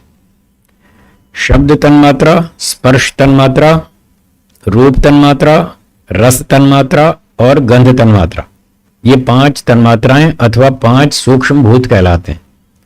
तो इसी प्रकार की अनुभूति इस विचार समाधि में हो जाती है। ये दूसरी हो गई संप्रज्ञात समाधि, उसमें सिलेबस चेंज हो गया। तीसरी समाधि में और ऊंचा सिलेबस, आनंद समाधि। उसमें मन, बुद्धि, इंद्रियां, इनकी अनुभूति हो जाती है। मन क्या चीज है, इंद्रियां क्या चीज है? आंख, नाक, कान, ये तो गोलक हैं, ये इंद्रियां नहीं है। ये जो आंख दिख रही है ये आंख इंद्रिय नहीं है, ये तो उसका कार्यालय है, ऑफिस है। इसके अंदर एक और सूक्ष्म शक्ति है जिसका नाम नेत्रेंद्रिय है। ये कान, ये तो उसका ऑफिस है। इसके अंदर सुनने वाली एक और शक्ति है जिसका नाम है श्रोत्रेंद्रिय। तो वो इंद्रियां बहुत सूक्ष्म है, आंखों से नहीं दिखती, अंदर से, मन से, चित्त से उनका प्रत्यक्ष होता है, उनकी अनुभूति होती है। तो मन, बुद्धि, अहंकार और 10 इंद्रियां, ये 13 चीजों की अनुभूति आनंद समाधि में हो जाती है। तो एक तरह से उसने पहले प्राइमरी स्कूल पास कर लिया, वितर्क समाधि, फिर मिडिल स्कूल पास कर लिया, विचार समाधि, फिर हाई स्कूल पास कर लिया, आनंद समाधि। अब ग्रेजुएशन में जाएगा, चौथा सिलेबस, अस्मिता समाधि। अस्मिता का अर्थ है आत्मा की अनुभूति करना। अब प्राकृतिक वस्तुएं कंप्लीट हो गई, पूरी हो गई। चौथी संप्रज्ञात समाधि अस्मिता में वो आत्मा की अनुभूति करता है। माई सेल्फ, मैं कौन? मैं आत्मा, बहुत छोटा सा, बहुत अणुमात्र। मैं चेतन हूं, मैं देखता हूं, मैं सुनता हूं, मैं समझता हूं, हानि, लाभ, अच्छा, बुरा, मान, अपमान, सुख, दुख सब जानता हूं। तो मैं कौन हूं जानने वाला? वो जो आत्मा है उसकी अनुभूति हो जाती है कि मैं इस तरह का हूं। कर्म करने में स्वतंत्र हूं, फल भोगने में ईश्वर की व्यवस्था के अधीन हूं। अच्छे कर्म करता हूं, ईश्वर मुझे मनुष्य जन्म देता है। बुरे कर्म करता हूं तो सुअर, कुत्ता, गधा, सांप, बिच्छू बना देता है। और जब अविद्या आदि क्लेशों का नाश कर देता हूं तो फिर मोक्ष भी देता है ईश्वर। तो ये सारा आत्मा, मैं इस प्रकार का हूं, ये अनुभूति उसको हो जाती है अस्मिता समाधि में। तो ये 4 तरह की संप्रज्ञात समाधि हो गई। अब इसके बाद आया परवैराग्य, जो अभी 16वें सूत्र में पढ़ा था। 15वें सूत्र वाले अपर वैराग्य से संप्रज्ञात समाधि 4 तरह की हो गई। प्राकृतिक वस्तुएं और आत्मा, इनका प्रत्यक्ष हो गया, देख लिया, समझ लिया सब कुछ। अब बच गया ईश्वर। तो पर वैराग्य से उसको अब ईश्वर की अनुभूति आरंभ होगी। अगला सूत्र 18वां देखिए और बोलिए। विराम प्रत्यय अभ्यास पूर्व संस्कार शेषो अन्यः। अन्यः का अर्थ है इससे भिन्न। किससे भिन्न? संप्रज्ञात समाधि से भिन्न। उससे भिन्न तो फिर असंप्रज्ञात है, इसलिए अन्यः का अर्थ हुआ असंप्रज्ञात समाधि। उसमें क्या होता है? विराम प्रत्यय। अब तक जो अनुभूतियां चल रही थी पिछली 4 समाधियों में, वितर्क, विचार, आनंद, अस्मिता, इन 4 समाधियों में जो अनुभूतियां चल रही थी उसका नाम है प्रत्यय। क्या नाम? प्रत्यय। पिछली अनुभूतियां, उसका विराम, बंद करो। पिछला सिलेबस बंद करो, पिछली किताब बंद करो। ग्रेजुएशन पूरी हो गई, अब एमए का सिलेबस खोलो, नई किताब खोलो, पिछला बंद करो। विराम प्रत्यय, पिछली अनुभूतियां बंद। ठीक है। और अभ्यास पूर्व, जो इसका कारण है पर वैराग्य, उसका अभ्यास करो। पर वैराग्य का अभ्यास पूर्वक, अर्थात इस समाधि से पहले पर वैराग्य का अभ्यास करना है। पर वैराग्य में क्या था? सत्वगुण का सुख नहीं चाहिए, तो क्या चाहिए? बस ईश्वर चाहिए और कुछ नहीं चाहिए। ईश्वर क्यों चाहिए? क्योंकि हमें मोक्ष चाहिए। तो मोक्ष कौन देगा? ईश्वर देगा। इसलिए हमको ईश्वर चाहिए, बस ईश्वर ही चाहिए और कुछ भी नहीं चाहिए। जीने के लिए दाल रोटी चाहिए, वो तो लोग वैसे ही खिला देंगे, खिला ही रहे ना। देखो 40 साल हो गए मुझे खाना खिला रहे लोग मैंने घर छोड़ दिया, 40 साल हो गए, 41 साल हो गए, खूब खाना मिल रहा है। दाल रोटी तो वैसे ही मिल जाती है, उसकी कोई चिंता नहीं है। आदमी ईमानदार होना चाहिए, मेहनती होना चाहिए, ठीक है ना। पुरुषार्थी हो, बुद्धिमान हो, ईमानदार हो, रोटी तो खूब मिलती है, रोटी की कोई कमी नहीं। जीने के लिए 2 रोटी चाहिए, खूब मिलती है। बाकी तो फिर ईश्वर चाहिए। तो पर वैराग्य में व्यक्ति कहता है बस मुझे ईश्वर चाहिए और कुछ नहीं चाहिए। फिर ऐसे अभ्यास करते करते जब ईश्वर देखता है कि हां इसको सच्ची लगन लगी, इसको वास्तव में ईश्वर ही चाहिए, तो वो तो पहचान लेता है। तो कठोपनिषद में लिखा है यम एव एष वृणुते, जिसको ईश्वर चुन लेता है, सेलेक्ट कर लेता है, पहचान लेता है कि हां इसको वास्तव में ईश्वर चाहिए, तेन लभ्य, उसको वो प्राप्त हो जाता है, उसको अपना स्वरूप दिखाता है, उसकी समाधि शुरू हो जाती है। ईश्वर लगवाएगा समाधि, हमारे हाथ में नहीं है। क्या बोला? दोहराइए। हाँ, हमारे हाथ में नहीं है। हम तो बस रिक्वेस्ट कर सकते हैं, प्रार्थना कर सकते हैं, हे भगवान हमको अपना स्वरूप दिखा दो, वो तो आपके अधिकार में है। अब ईश्वर जब पात्र मानेगा तो दिखा देगा, और जब तक पात्र नहीं बनेंगे तब तक नहीं दिखाएगा। और मेहनत करो, और तपस्या करो, और पुरुषार्थ करो। तो इस प्रकार से पुरुषार्थ करते रहेंगे और ईश्वर देखता रहेगा। जब हम पात्र बन जाएंगे तो ईश्वर हमको अपनी अनुभूति करा देगा। तो अभ्यास पूर्व संस्कार शेष, तो जब व्यक्ति असंप्रज्ञात समाधि में प्रवेश करेगा, उसको ईश्वर की अनुभूति होगी, तब संस्कार शेष होगा, संस्कार बचे रहेंगे। अब संस्कार बचे रहेंगे का मतलब जो अविद्या आदि क्लेशों के संस्कार हैं, अब तक जो चले आ रहे हैं संस्कार, राग द्वेष काम क्रोध लोभ के, वो संस्कार बचे हुए हैं, अभी मरे नहीं है। ईश्वर की अनुभूति हो गई, समाधि में एंट्री हो गई, ईश्वर से ज्ञान बल आनंद मिलने लगा, लेकिन जो अभी पिछली गड़बड़ियां हैं वो अभी खत्म नहीं हुई, वो दब गई, सो गई, चुपचाप पड़ी है, खत्म नहीं हुई। अभी उसको खत्म करने में 50 साल और मेहनत चाहिए। हाँ, असंप्रज्ञात समाधि के बाद 50 साल और मेहनत करनी पड़ेगी, तब जाके क्लेश दग्ध बीज होंगे। 50 भी कम कह रहा हूं, 70 भी हो सकते हैं। आपको भी डरा रहा है हमको, मैं डरा नहीं रहा, जो सच्चाई वो बता रहा हूं। मैंने आपसे पहले भी कहा था, बिना प्रमाण तर्क के मैं बोलता नहीं।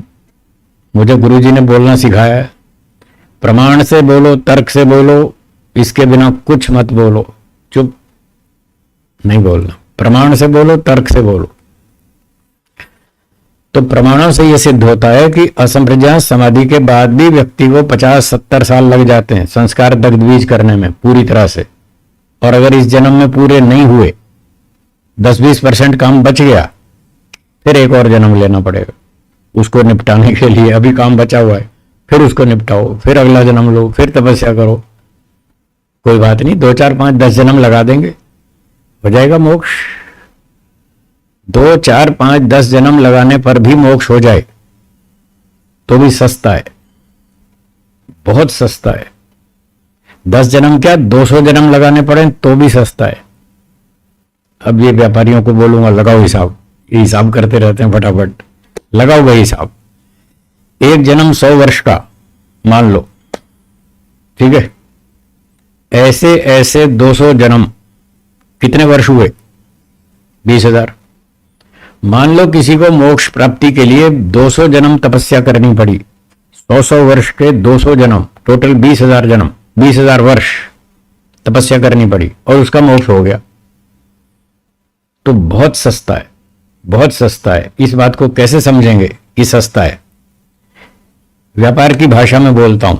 एक व्यापारी ने माल खरीदा, खरीदी मूल्य 20,000 रुपए, ठीक है, खरीदी मूल्य कितना, 20,000, बिक्री मूल्य 20 लाख रुपए।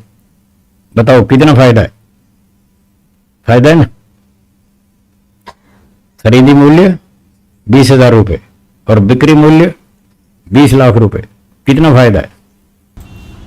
और अगर 20 लाख का 20 करोड़ कर दें तो खरीदी मूल्य 20,000 रुपए, बिक्री मूल्य 20 करोड़ रुपए, कितना फायदा है? और आगे चलो, करोड़, 10 करोड़, अरब, 10 अरब, खरब, 10 खरब, नील, 10 नील, 31 नील रुपया प्रॉफिट। बिक्री मूल्य 31 नील, 10 खरब, 40 अरब वर्ष, इतना प्रॉफिट है। और इन्वेस्टमेंट कितनी, 20,000 साल। बताओ सस्ता है कि नहीं? प्रफुल्ल जी समझ में आया ना? तो कितना सस्ता है। लगाओ 200 जन्म, करो मोक्ष। मुझे तो समझ में आ गया, आपको भी आ जाएगा, थोड़ी मेहनत करेंगे तो आ जाएगा। मुझे समझ में आ गया, इसलिए मैं तो जा रहा हूं। आपको चलना हो तो आ जाओ। धवल जी करो तैयारी। करो करो तैयारी करो। बाकी तो दुनिया देख ली, आपने भी देख ली, मैंने भी देख ली, खूब देख ली, कुछ नहीं रखा है, ठीक है ना। तो ये है असंप्रज्ञात समाधि, ठीक है। तो धीरे धीरे संस्कार नष्ट हो जाएंगे, फिर व्यक्ति का मोक्ष हो जाएगा। अब 19वां सूत्र देखिए कि ये जो असंप्रज्ञात समाधि है,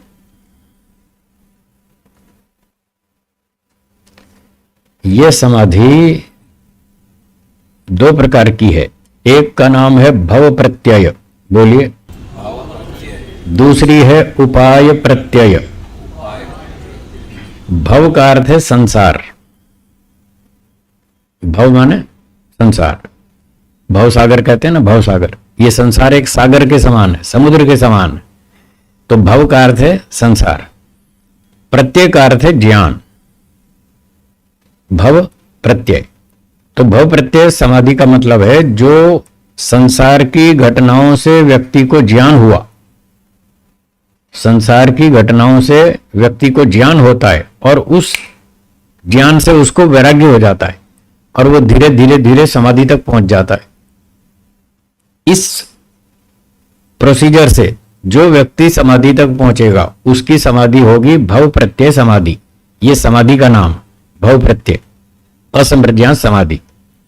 जैसे महर्षि दयानंद जी को संसार की घटना देखी, पहले चूहे वाली घटना देखी, फिर बहन की मृत्यु देखी, फिर चाचा की मृत्यु देखी, ये संसार की 2-3 घटनाएं देखी, उनको वैराग्य हो गया और फिर जोर लगाया उन्होंने और करते करते वो समाधि तक पहुंच गए। तो महर्षि दयानंद जी की असंप्रज्ञात समाधि किस नाम वाली होगी? भव प्रत्यय। संसार की घटनाओं से उनको ज्ञान हुआ और वो समाधि तक पहुंचे, इस प्रोसेस से पहुंचे, ये भव प्रत्यय समाधि। स्वामी सत्यपति जी को भी ऐसा ही हुआ, उन्होंने भी घटना देखी पार्टीशन की 1947 47 में मारकाट हुई, जो घटनाएं हुई, तो उस घटनाओं को देखकर सुनकर उनको वैराग्य हो गया और वो भी समाधि में पहुंच गए, असंप्रज्ञात समाधि में पहुंच गए। ये भी भव प्रत्यय समाधि।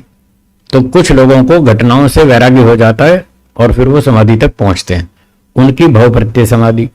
और जिनको घटनाएं देखकर वैराग्य नहीं होता, उनको फिर स्टेप बाय स्टेप अष्टांग योग, यम, नियम, आसन, प्राणायाम, प्रत्याहार, धारणा, ध्यान, समाधि, वो इस तरह से चलते हैं। उनका नाम है उपाय प्रत्यय समाधि।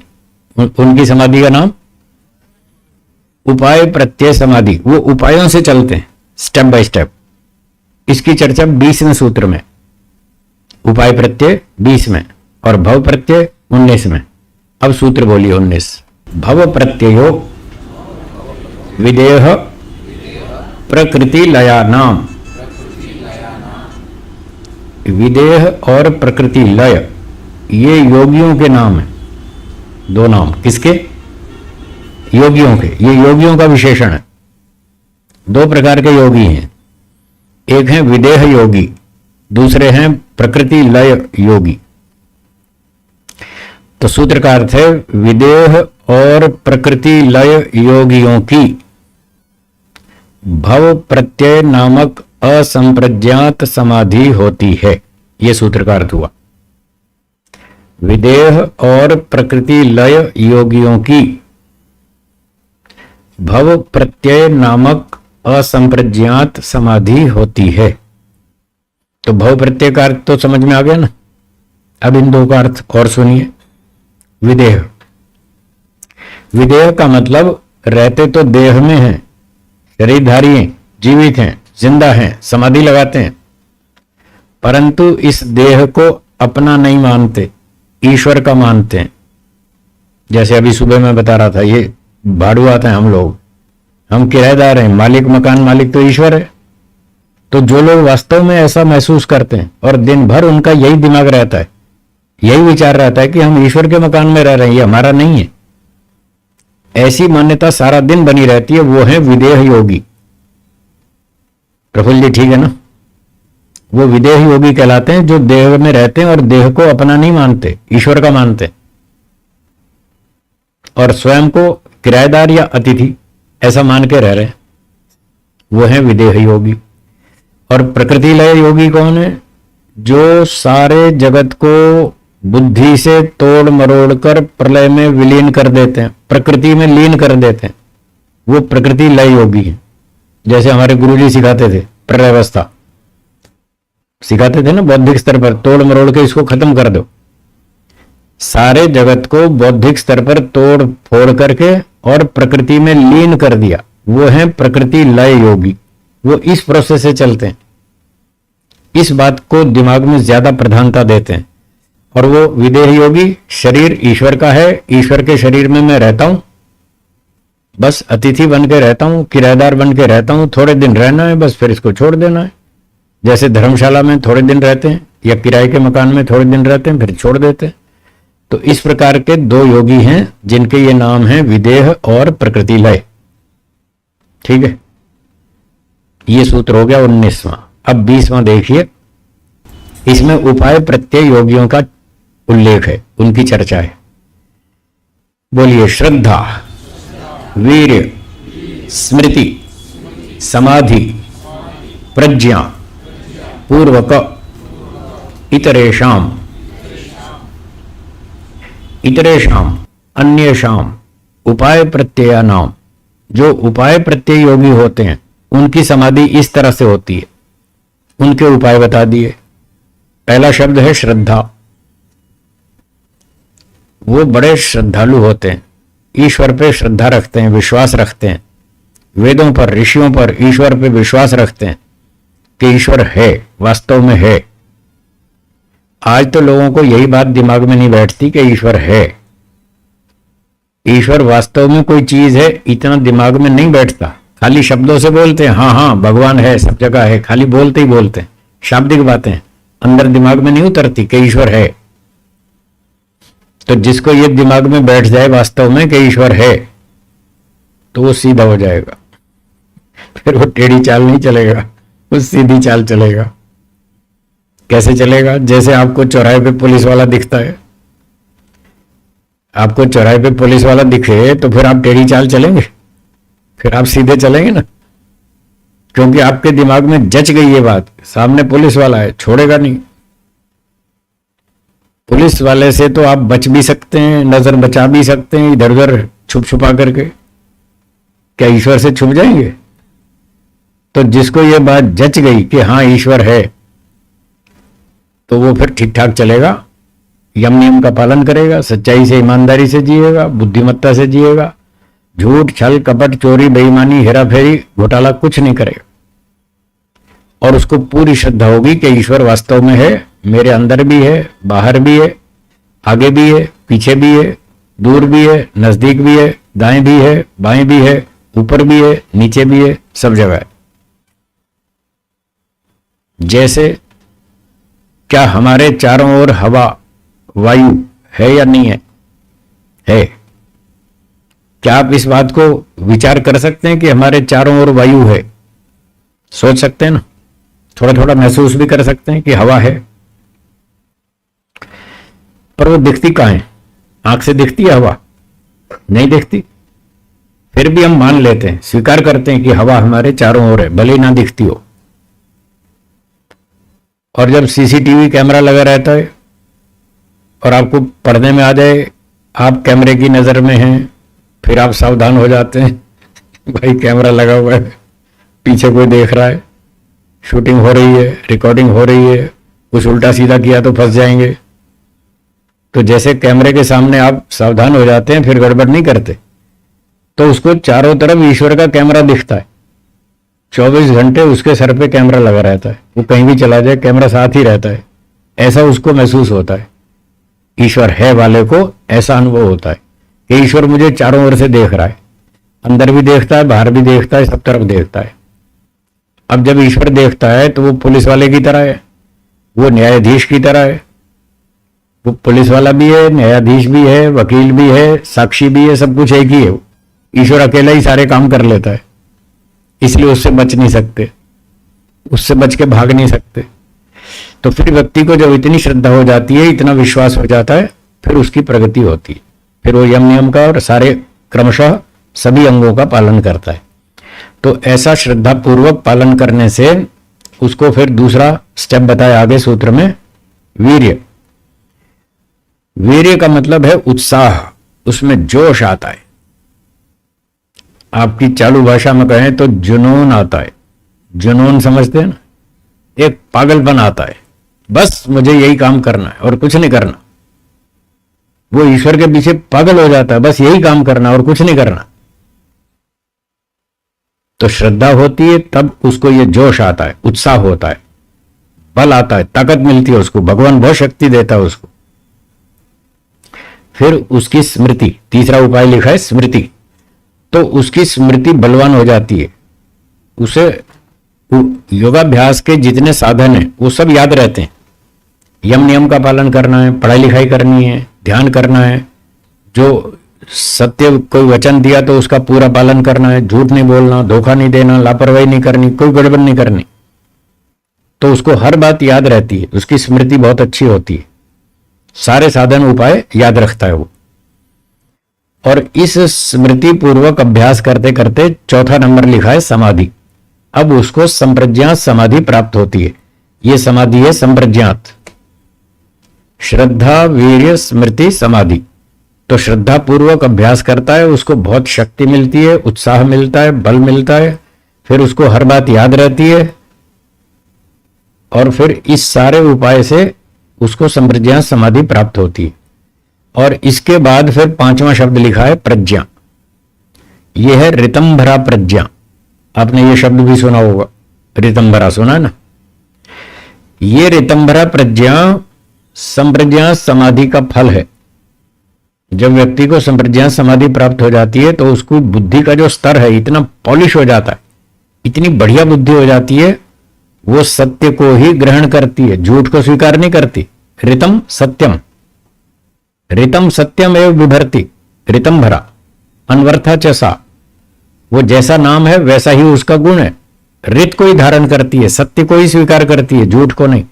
अर्थात उसकी बुद्धि इतनी तीक्ष्ण हो जाती है, वो सही और गलत का फटाफट फैसला करता है, ये सही है ये गलत, इतनी बुद्धि तीव्र हो जाती है।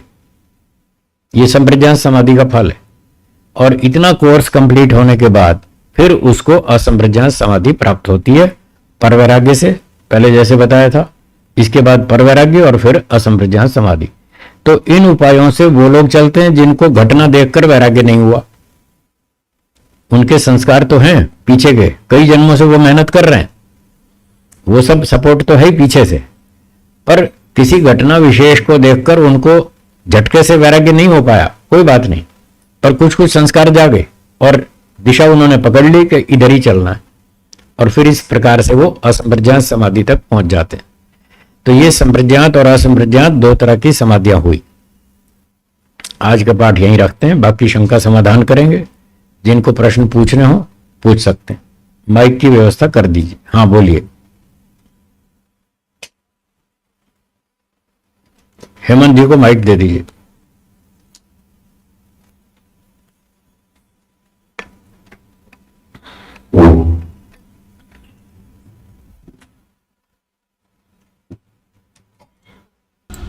अभी व्याख्यान के दौरान कोई शंका आपके मन में उपस्थित हुई हो तो अभी लाइव चलेगा। बोलिए। नमस्ते। अभी आपने एक ईश्वर के बारे में बताया और एक एग्जांपल दिया कि भाई जैसे जीवात्मा को मोक्ष चाहिए तो वो मिठाई की दुकान पे जाता है और उसका लक्ष्य तो मिठाई लेना है, उसका मिठाई के बनाने वाले से कोई मतलब नहीं, ज्यादा कोई मतलब नहीं। ठीक है। मेरा छोटा सा प्रश्न ये है कि ईश्वर और मुक्ति अर्थात अथवा आनंद वो एक ही है या अलग है? वैसे तो एक ही है, एक अलग दृष्टि से कहें तो वो एक ही चीज। ईश्वर को आप आनंद से अलग नहीं कर सकते, पर जो हम भाषा विज्ञान के माध्यम से बोलते हैं समझने समझाने के लिए, तो वहां दो करके समझाते हैं, अलग अलग करके समझाते हैं, वास्तव में एक ही है। जी जी। संसार में जैसे मनुष्य में दो जाते हैं, स्त्री और पुरुष। ठीक है। क्या स्त्रियों का डायरेक्ट मोक्ष होता है? डायरेक्ट मतलब स्त्री शरीर से सीधा मोक्ष? हाँ हो सकता है, हाँ, कोई भी जा सकते हैं। दोनों मनुष्य हैं, दोनों को अवसर है, दोनों को पूरा अधिकार है। जो मेहनत करेगा वो जाएगा, पुरुष मेहनत करेगा वो जाएगा, स्त्रियां मेहनत करेंगी वो भी जाएंगी, दोनों को पूरा अधिकार। ऐसा कोई एग्जांपल? बहुत एग्जाम्पल है। वेद मंत्रों पे देखो, बहुत से ऋषिकाओं के नाम लिखे हैं।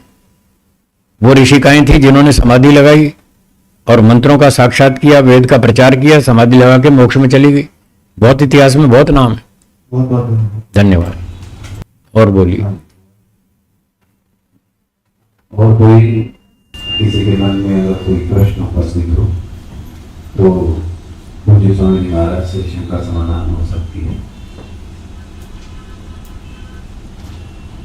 ऋषिकाओं के नाम मैत्री, गार्गी, हाँ, ऐसे ऐसे कुछ विदुषियों के नाम आते हैं। हाँ, बहुत वेदों की विदुषियां पहले इतिहास में बहुत हो चुकी हैं। लोपा मुद्रा हैं, गार्गी, मैत्रेयी, ऐसे बहुत सारी हुई। अब पूरे नाम याद नहीं मुझे, पर हैं बहुत सारी। जी। तो एक प्रश्न मेरे मन में है। बोलिए बोलिए बोलिए।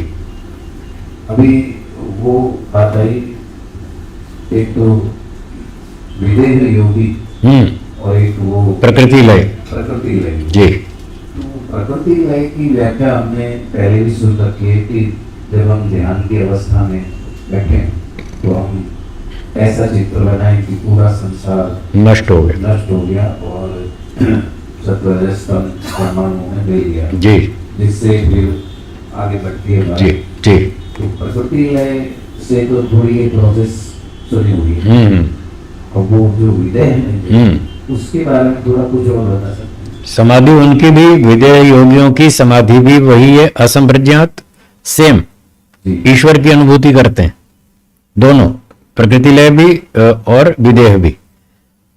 नामकरण तो केवल इस बात पर है कि जो दिन भर उनका दिमाग बना रहता है, मस्तिष्क में जिस सिद्धांत की प्रधानता बनी रहती है, वो यहां पर इस नाम से बताया गया। जो विदेह योगी होते हैं वो दिन भर इस बात को दिमाग में प्रधान रूप से रखते हैं कि हम भगवान के मकान में रह रहे हैं। ठीक है, इस बात की प्रधानता रहती है उनके दिमाग में। जैसे किसी को गुलाब जामुन पसंद है, किसी को जलेबी पसंद है, किसी को लड्डू पसंद है, अपनी अपनी पसंद की बात है। तो विदेह योगियों को ये बात ज्यादा पसंद है कि हम भगवान के मकान में रह रहे हैं, वो इस बात को ज्यादा रट्टा मारते हैं। जी। और प्रकृति लय वाले उनको वो चीज पसंद है, वो दिन रात बस जगत को तोड़ मरोड़ के प्रलय में बदलते रहते हैं, उनको उसमें ज्यादा रुचि है। बस इतनी फर्क है, और कोई फर्क नहीं है। ईश्वर की अनुभूति दोनों को बराबर है, ईश्वर की सेम अनुभूति की, ईश्वर की अनुभूति बराबर है, एक जैसी है, उसमें कोई अंतर नहीं। जी जी। हाँ जी। और किसी को कोई प्रश्न? एक काम करें, आज ध्यान का थोड़ा प्रयोग कर लेते हैं, हाँ, ध्यान भी कर लेते हैं। दिनेश शाह जी कह रहे थे कि शंका समाधान का समय बढ़ा दो, हमने बढ़ा दिया, अब शंका ही नहीं आ रही। हाँ, फिर हमें नहीं कहना कि साहब शंका समय नहीं बढ़ाया, होगा भी? हमने समय बढ़ाया। हाँ बोलिए बोलिए, अब हमने समय दिया तो शंका पूछो। हाँ बोलिए।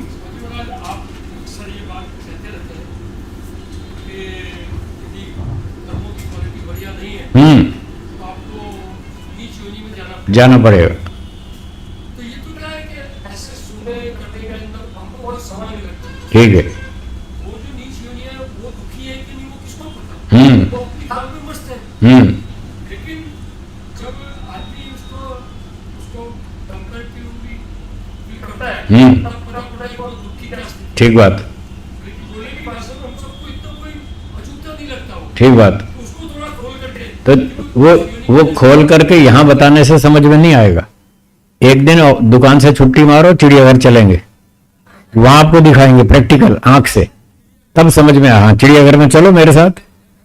हाँ, कांकरिया चिड़ियाघर में चलते हैं, उस दिन आपको प्रैक्टिकल दिखाऊंगा। ये शेर की हालत देखो, ये ऊद बिलाव की हालत देखो, इस हिरण की हालत देखो, वहां प्रैक्टिकल आंख से देखेंगे तब समझ में आएगा। यहां बोलने से थोड़ी आएगा, यहां नहीं समझ में आएगा। तो किसी दिन छुट्टी बनाओ कार्यक्रम, चलेंगे। बहुत ही। हाँ जी बोलिए माता जी। जी नमस्ते। माइक है, बोलिए चल रहा है। प्रेम सागर की माइक चल रहा है, देखो तो जरा। वो नहीं चल रहा, देखना स्विच ऑफ है। जी। हाँ। नैमित्तिक ज्ञान के बिना जीवात्मा अपनी अनुभूति भी नहीं कर पाता, क्यों? हाँ, आपका प्रश्न है, नैमित्तिक ज्ञान के बिना जीवात्मा अपनी अनुभूति भी नहीं कर पाता, क्यों?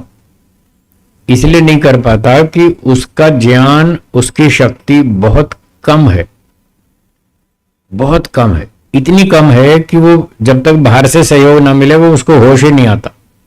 वो कम है शक्ति, ये कारण। अब नैमित्तिक बाहर की सहायता मिलने से वो शक्ति बढ़ जाती है, तो फिर वो देख लेता है, महसूस करता है, फिर अनुभव करता है, मैं क्या हूं, मैं कुछ हूं, ऐसा। ठीक है, हाँ जी, वो जरूरी है, नैमित्तिक ज्ञान जरूरी है। उसके बिना तो पत्थर जैसा है, बेहोश, कोई होश नहीं। हाँ जी, और कोई प्रश्न है? नहीं है। निमित्त कारण जिसको बोलते हैं, निमित्त कारण, हाँ, तो वो हमेशा चेतन नहीं होता है। निमित्त कारण, हाँ, अधिकतर चेतन ही होता है। वो कहीं कहीं अपवाद होता है, कहीं कहीं संयोग से ऐसा कुछ हो जाता है, नहीं तो अधिकतर वो निमित्त कारण चेतन ही होता है। निमित्त कारण। हाँ, किसी भी कार्य का जो निमित्त कारण होता है सत्यार्थ प्रकाश की भाषा में, जी वो चेतन ही होता है। जी। या तो ईश्वर चेतन है या आत्मा चेतन है। तो जो भी वस्तुएं क्रिएट होती हैं, बनाई जाती हैं, वो या तो ईश्वर बनाता है या आत्मा बनाता है, दो में ज्ञान है। जो भी चीज बनाई जाती है ज्ञान पूर्वक बनाई जाती है, सिस्टम से बनाई जाती है, सोच समझ के बनाई जाती है। और सिस्टम ज्ञान वो चेतन के पास है, जड़ वस्तु में तो ज्ञान है नहीं, जी इसलिए निमित्त कारण हमेशा चेतन ही होगा। चेतन जी ठीक है। बोलिए साहब। स्वामी सतपति जी, ऐसा सुनने में आया कि कम पढ़े लिखे फिर भी इतना वेदों का ज्ञान कैसे प्राप्त? किनको? हम सत्य स्वामी सत्यपति जी को कम पढ़े लिखे थे, फिर भी वेदों का ज्ञान उनको बहुत अधिक था। इसलिए था कि उन्होंने पिछले जन्मों में वेद पढ़े थे, वो पीछे से पढ़ के आए थे और इस जन्म में उनको लाभ मिल गया। आप अब पढ़ रहे हैं, आपको अगले जन्म में लाभ मिलेगा, आपको भी मिलेगा। आप अब पढ़ रहे हैं तो आपको इसका लाभ आगे मिलेगा। उन्होंने पिछले जन्म में पढ़े, उनको इसका लाभ अब मिल गया।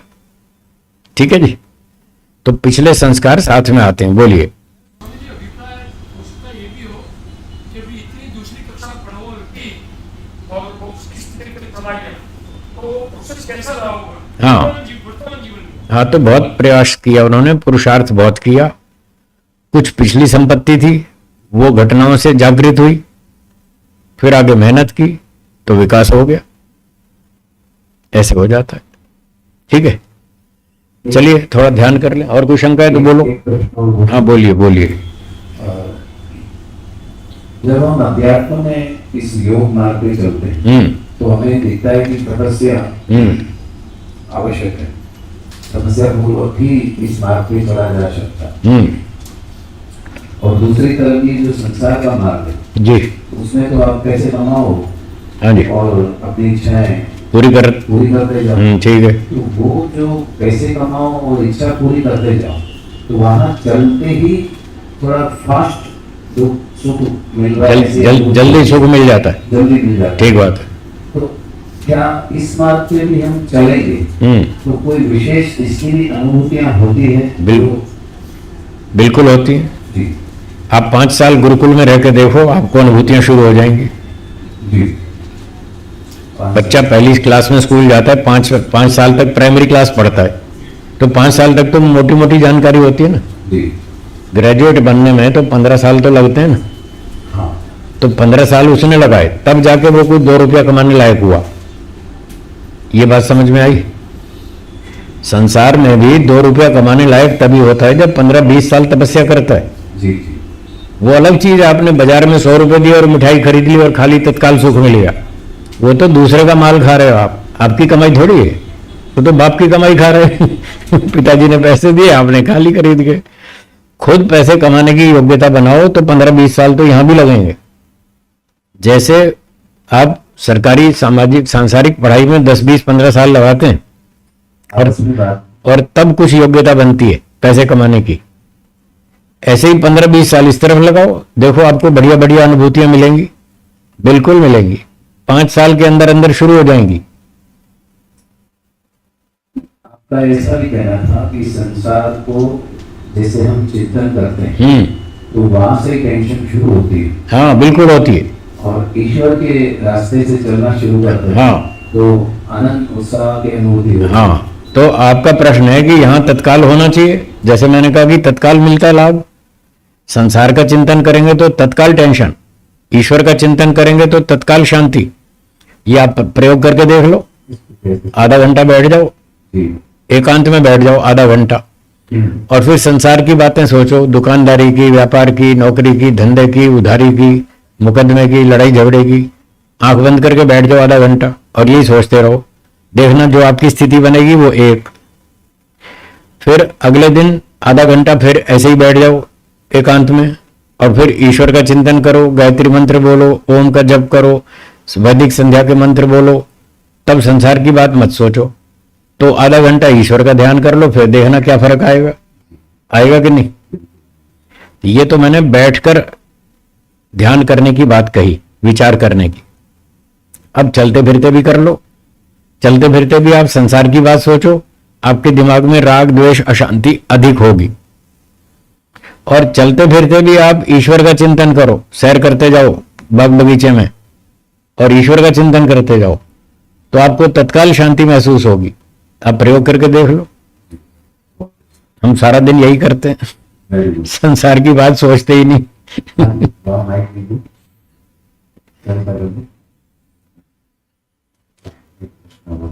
बहुत जरूरी काम की जितनी बातें होती हैं, थोड़ी सी बस काम चलाऊ व्यवहार की बातें सोच ली, बाकी बंद, फिर अपना ईश्वर के मस्त रहते। नमस्ते। जी नमस्ते। इसमें कुछ भी नहीं है। अभी जो आपके लेक्चर के द्वारा आपको जो अनुभव हो रहा था, जी उस अनुभव को मैं बताना चाहते, बताइए बताइए। अनुभव के द्वारा आत्म तत्व प्रकृति के खोज से निकलकर जिस परमानंद में लीन होकर के विराट आनंद में चला गया था, जैसे आपने कहा था कि आत्मा सूक्ष्म है। जी जी। तो वो सूक्ष्म आत्मा इस प्रकृति के पूरे खोल से, शरीर से निकल करके ऐसे विराट पर चला गया वाह, कि जहाँ चारों तरफ आनंद ही आनंद की किरण है। बहुत बढ़िया, बहुत अच्छा, परमात्मा का बहुत इतना बड़ा आनंद है, इतना बड़ा सागर है कि प्रकृति का तो कोई नाम निशान भी नहीं। बहुत अच्छा, बहुत बढ़िया। ऐसे ग्रह तत्व तो पता नहीं किधर खो गए, जी जी कुछ बचा ही नहीं से। जी जी। उस परमानंद में जिसको हम वेदों में रसो वैसा कहते हैं। बहुत बढ़िया, उस परम रस में डूब कर सच कहता हूँ। बहुत अच्छा, बहुत बढ़िया, वो भी कर रहा था। धन्यवाद। लेकिन लास्ट में ये हुआ, मैंने बोला स्वामी जी को कहते हो तुम कम से कम साथ में चला जाएगा। जी एक बात, धन्यवाद धन्यवाद, बहुत अच्छी। ऑनलाइन प्रश्न है। हाँ बोलिए। ओम नमस्ते स्वामी जी। योगी समाधि होने पर ईश्वर जीवात्मा प्रकृति का क्या पूर्ण ज्ञान होता है, या इसमें भी अभी ऐसा कुछ प्रश्न? समझ गया, मैं समझ गया। जी जी इनका प्रश्न है कि समाधि होने पर क्या ईश्वर जीव प्रकृति का ज्ञान पूरी तरह से हो जाता है या नहीं, यही है ना प्रश्न। जी जी। तो उत्तर है कि पूरा ज्ञान तो कभी भी नहीं होता, किसी को भी नहीं होता। ईश्वर को ही पूरा ज्ञान होता है, बाकी किसी को नहीं होता। आपको कपड़े का पूरा ज्ञान है? नहीं, ऐसा 100% नहीं कह सकते।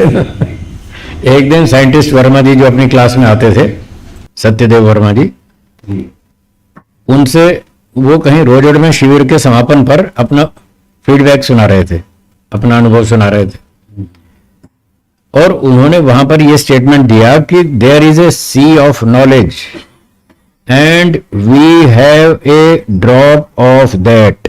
ये उनका स्टेटमेंट था कि संसार में ज्ञान का समुद्र है, समुद्र, और हमको लोग साइंटिस्ट कहते हैं, वैज्ञानिक कहते हैं, और हम उस समुद्र में से केवल एक बूंद मात्र जानते हैं। अब बताओ कहां तक सीखेंगे? कितना अनंत ज्ञान है, हमारा ज्ञान बहुत थोड़ा है। हाँ, जो योगी व्यक्ति समाधि लगा लेता है तो उसको जब कहते हैं इसका ज्ञान पूर्ण हो गया, पूर्ण का मतलब होता है कि 3 पदार्थ हैं।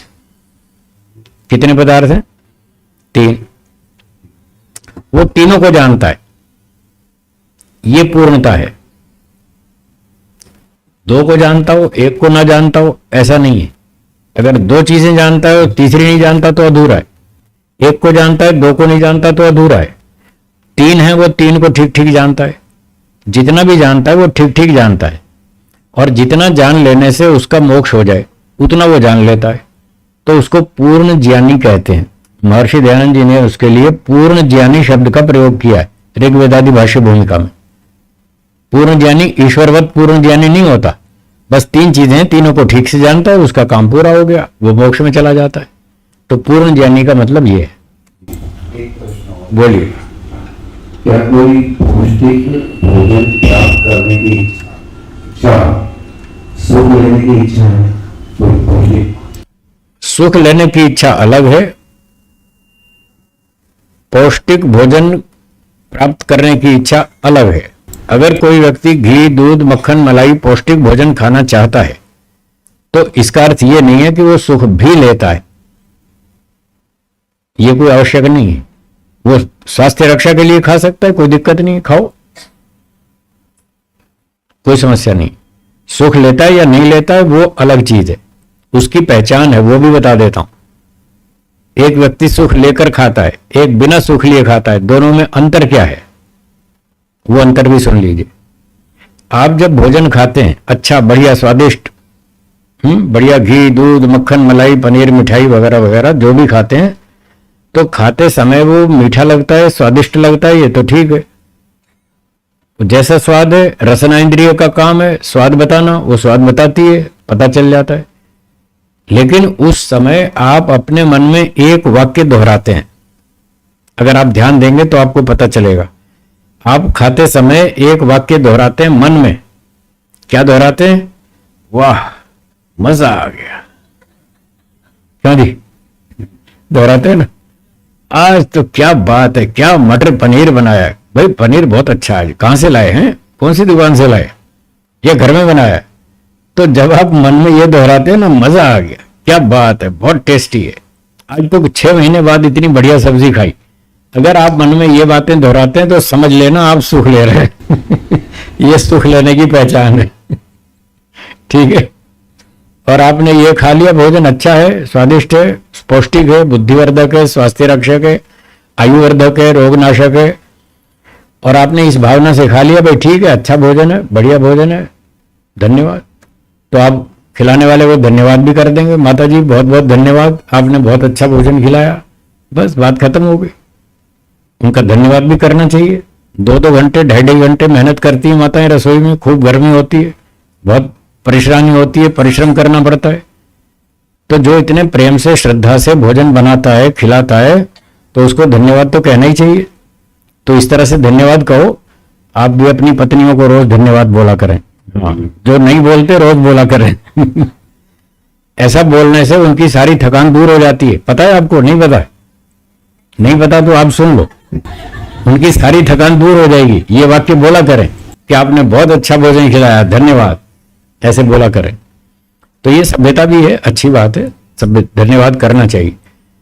तो यदि इस तरह से दोहराएंगे कि मजा आ गया, तो समझो आपने सुख लिया। और अगर इस तरह से खाया कि ठीक है, अच्छा भोजन है, स्वास्थ्य रक्षक है, तो फिर इसका अर्थ है आपने सुख नहीं लिया। सुख लेने और न लेने की एक पहचान और भी है। अगर आपको यह सूचना दी गई आज रात को खीर बनेगी और आपको खीर नहीं खिलाई, फिर देखना अपने अंदर दुख हुआ कि नहीं हुआ। है जी? सूचना दी गई थी रात को खीर बनेगी भोजन में और खीर नहीं मिली खाने को, फिर अपना चेक कर लेना, अंदर पता चल जाएगा। अगर दुख हुआ तो समझो आप सुख लेते हैं, और दुख नहीं हुआ तो समझो नहीं लेते। और इससे एक बड़ी परीक्षा, आपको कहा गया रात को खीर मिलेगी, खीर बनाई गई, कटोरी में रख दी, आपको परोस भी दी, आपकी थाली में भी रख दी, और जब खाने लगे तब उठा ले गए।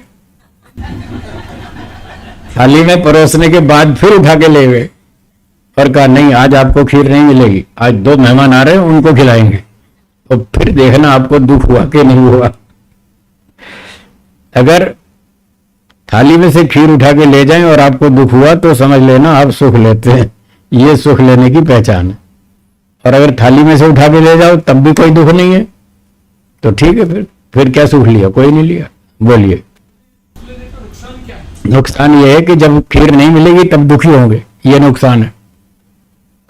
जब आपको कम मिलेगी तब आप दुखी होंगे, देर से मिलेगी तो दुखी होंगे, और घटिया क्वालिटी की मिलेगी तब दुखी होंगे, और कई दिन बाद मिलेगी तो दुखी होंगे, और कोई दूसरा छीन ले जाएगा तो दुखी होंगे, उसको कुत्ता खा जाएगा तो दुखी होंगे। तो सुख लेने से ये सारे नुकसान होंगे। इच्छा तो फिर भी शांत नहीं होगी, कितना भी खा लो। तो ये सारी समस्याएं आती हैं सुख लेने में। अगर सुख नहीं लेंगे तो आप क्या सोचेंगे? ठीक है, मिल जाएगी तो खा लेंगे, नहीं मिली तो कोई बात नहीं। ये 3 शब्द आपके मन में रहेंगे, नहीं मिली तो कोई बात नहीं। अगर आप इतना समझ सकते हैं, इतना स्वीकार कर सकते हैं, इतना सहन कर सकते हैं, नहीं मिली तो कोई बात नहीं, और आप दुखी नहीं होते बिल्कुल, तो इसका अर्थ है आप उन चीजों में सुख नहीं लेते। ये पहचान है सुख न लेने की। और यदि आप ये कहते हैं कि अब कैसे अजीब आदमी है, कहा भी था खीर बनेगी और फिर खिलाई नहीं, कैसे बेकार लोग हैं, फिर आपको गुस्सा आएगा, उनसे द्वेष होगा, परेशानी होगी, कष्ट होगा, तो समझो आप सुख लेते। हाँ जी, हो गया। अब क्या करना है? समय विराम देंगे ना? 1-2 सूचनाओं के साथ चलो दीजिए। 1-2 सूचनाओं के साथ हम विराम की हो जाएंगे। ठीक है। मानो सबसे पहले एक बार तालियों की गड़गड़ाहट के साथ दीजिए स्वामी महाराज का बहुत बहुत धन्यवाद है। सज्जनों